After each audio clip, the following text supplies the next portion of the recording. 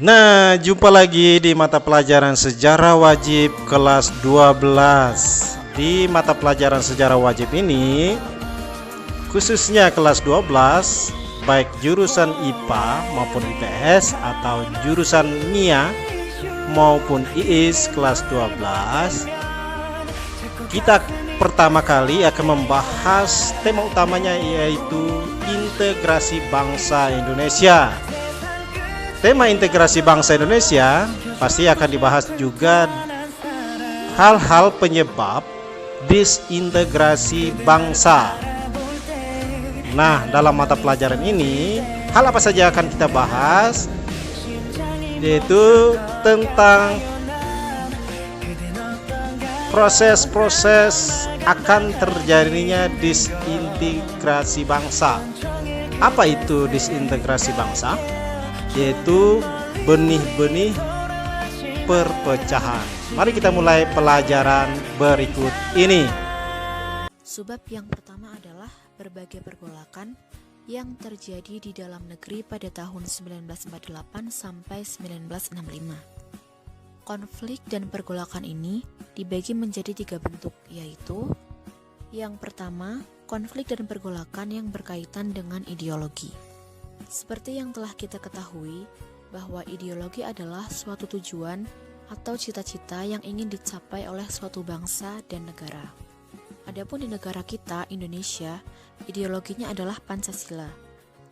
Berbagai peristiwa yang terjadi disebabkan karena pihak-pihak tertentu ingin menentang ideologi bangsa Indonesia. Adapun peristiwa-peristiwa tersebut antara lain: 1. Pemberontakan PKI Madiun. PKI adalah partai pertama yang didirikan sesudah proklamasi selain PNI. Pada bulan September 1948, pimpinan PKI dipegang oleh Musso. Kemudian pada tanggal 18 September 1948, Musso membawa PKI ke dalam pemberontakan bersenjata yang dicetuskan di Madiun. Tujuan utama pemberontakan PKI ini yaitu mereka ingin menjadikan Indonesia sebagai negara yang berpaham komunis. Di awal pemberontakannya, PKI membunuh pejabat pemerintah dan pimpinan partai anti-komunis. Selain itu, santri juga menjadi korban. Tidak mau dikalahkan dengan PKI, pasukan pemerintah yang dipelopori divisi Siliwangi kemudian mendesak mundur pemberontak. Akibat pendesakan tersebut, akhirnya PKI gagal untuk menguasai pemerintah. Yang kedua adalah pemberontakan DI atau TII. Pemberontakan ini terjadi di berbagai daerah yang diawali di Jawa Barat yang dipimpin oleh Kartosuwiryo. Kemudian terjadi di Jawa Tengah dipimpin oleh Amir Fattah, di Sulawesi Selatan dipimpin oleh Letnan Kolonel Kahar Muzakkar, dan di Kalimantan Selatan dipimpin oleh Ibnu Hajar. Alasan pemberontakan tersebut adalah mereka ingin mendirikan negara Islam. Nah, berbeda dengan pemberontakan di atas, pemberontakan yang terjadi di Aceh itu dipimpin oleh Daud Bereh. Terjadi karena penghapusan provinsi Aceh dan penggabungan wilayah itu dengan Sumatera Utara. Yang ketiga yaitu gerakan 30 September atau PKI. Nah, jadi G30 SPKI itu adalah peristiwa pengkhianatan terhadap bangsa Indonesia terbesar yang pernah terjadi. Peristiwa ini terjadi pada malam hari, tepat saat pergantian dari tanggal 30 September menjadi 1 Oktober 1965. Peristiwa ini melibatkan anggota-anggota PKI dan pasukan Cakrabirawa. Gerakan ini bertujuan untuk menggulingkan Soekarno dan mengubah Indonesia itu menjadi negara yang berpaham komunis. Jadi hampir sama seperti yang pemberontakan PKI Madiun yang tadi sudah dijelaskan. Kemudian gerakan 30 September ini dipimpin oleh DN Aidit. DN Aidit dan pasukan-pasukan PKI itu terkenal sangat kejam. Jadi pembantaian yang dilakukan PKI itu sangat kejam kepada tokoh-tokoh pada masa itu. Salah satu tempat yang digunakan untuk pembantaian yang paling terkenal sampai sekarang adalah Lubang Buaya. Bentuk konflik dan pergolakan yang kedua yaitu konflik dan pergolakan yang berkaitan dengan kepentingan atau biasa disebut dengan vested interest. Nah, konflik dan pergolakan ini terjadi karena adanya beberapa kelompok yang mementingkan kepentingan pribadi atau kepentingan golongan sendiri. Di antara pemberontakan-pemberontakan itu adalah satu, pemberontakan APRA. APRA itu adalah singkatan dari Angkatan Perang Ratu Adil. Jadi, APRA ini dibentuk oleh Kapten Raymond Westerling pada tahun 1949. APRA ini melakukan pemberontakan karena mereka menginginkan agar keberadaan negara Pasundan dipertahankan, sekaligus menjadikan mereka sebagai tentara negara federal di Jawa Barat. APRA ini melakukan serangan secara mendadak ke kota Bandung dalam bentuk teror. Akibat adanya teror dari APRA ini membuat masyarakat Bandung itu merasa terganggu dan tentunya tidak aman bagi mereka untuk tinggal di sana, sehingga mereka itu melakukan pelarian atau pengungsian ke daerah-daerah lain yang lebih aman, yang dirasa lebih aman. Yang kedua yaitu peristiwa Andi Aziz. Peristiwa ini terjadi karena tuntutan Kapten Andi Aziz dan pasukannya yang berasal dari KNIL terhadap pemerintah Indonesia agar hanya mereka yang dijadikan pasukan APRIS di negara Indonesia Timur. Ketiga yaitu pemberontakan Republik Maluku Selatan atau RMS. Pemberontakan RMS ini dilakukan dengan tujuan memisahkan diri dari Republik Indonesia Serikat dan menggantinya dengan negara sendiri.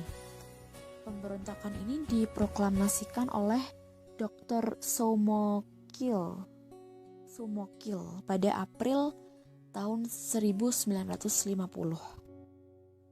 Bentuk konflik yang ketiga yaitu konflik dan pemberontakan yang berkaitan dengan sistem pemerintahan. Mengapa dikatakan berkaitan dengan sistem pemerintahan? Karena konflik ini terjadi karena adanya ketidakpuasan masyarakat terhadap pemerintah. Nah, beberapa gerakan pemberontakan dalam bentuk ini antara lain yang pertama yaitu pemberontakan PRRI dan Permesta. Pemberontakan ini muncul karena adanya persoalan dalam angkatan darat berupa kekecewaan atas minimnya kesejahteraan tentara di Sumatera dan Sulawesi. Persoalan ini kemudian meluas kepada tuntutan otonomi daerah. Jadi ada ketidakadilan yang dirasakan oleh beberapa tokoh militer dan sipil di daerah terhadap pemerintah pusat, yang dianggap bahwa pemerintah pusat itu tidak adil dalam mengalokasikan dana pembangunan. Yang kedua yaitu persoalan negara federal dan BFO. Perpecahan yang timbul antara golongan federalis yang menginginkan bentuk negara Indonesia adalah federal dipertahankan dengan golongan unitalis yang ingin Indonesia menjadi negara kesatuan. Perbedaan keinginan agar bendera merah putih dan lagu Indonesia Raya digunakan atau tidak oleh negara Indonesia Timur juga menjadi salah satu persoalan yang mengakibatkan adanya pemberontakan atau konflik. Untuk subbab yang kedua yaitu dari konflik menuju konsensus suatu pembelajaran. Yang pertama yaitu kesadaran terhadap pentingnya integrasi bangsa. Konflik yang terjadi bukan saja, jadi tidak hanya mengancam persatuan bangsa, tapi juga dapat menimbulkan banyak korban jiwa karena konflik yang terus-menerus terjadi tanpa adanya upaya untuk penyelesaian masalah tersebut atau konflik tersebut itu dapat menyebabkan adanya peperangan atau kekerasan. Itulah mengapa konflik itu dapat menimbulkan korban jiwa. Nah, kita sebagai warga negara yang baik harus berusaha semaksimal mungkin untuk berupaya menjaga integrasi bangsa agar tidak terjadi perpecahan dan agar Indonesia ini, bangsa kita, menjadi bangsa yang aman, tentram, damai, dan juga sejahtera, sehingga kita akan bernyaman atau akan merasa bahwa kita itu terlindungi di dalamnya. Seperti itu.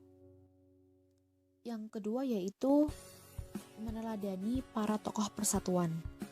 Salah satu tokoh yang patut untuk diteladani yaitu Sultan Syarif Qasim II. Jadi Sultan Syarif Qasim II ini dinobatkan menjadi Raja Siak Indrapura pada tahun 1915 ketika berusia 21 tahun. Ia memiliki sikap bahwa kerajaan Siak berkedudukan sejajar dengan Belanda. Jadi dia tidak takut dengan Belanda atau tidak mau direndahkan oleh Belanda. Berbagai kebijakan yang ia lakukan kerap bertentangan dengan keinginan Belanda. Saat revolusi kemerdekaan pecah, Sultan aktif mensuplai bahan makanan untuk para laskar.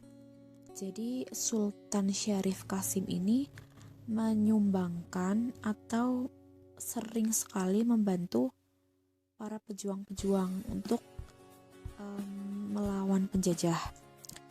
Ia juga kembali menyerahkan 30% harta kekayaannya berupa emas kepada Presiden Soekarno di Yogyakarta bagi kepentingan perjuangan. Demikian tema integrasi bangsa mata pelajaran sejarah wajib kelas 12.